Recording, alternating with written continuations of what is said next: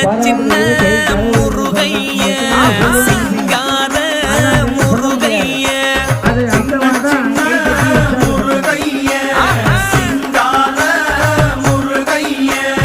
கொஞ்சி கொஞ்சி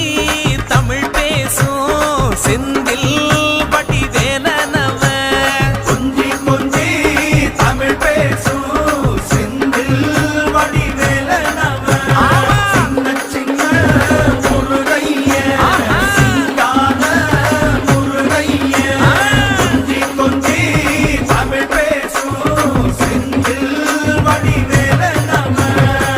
சுப்பிரமணிய சாமி என்பார் கார்த்திகேயன் என்பார்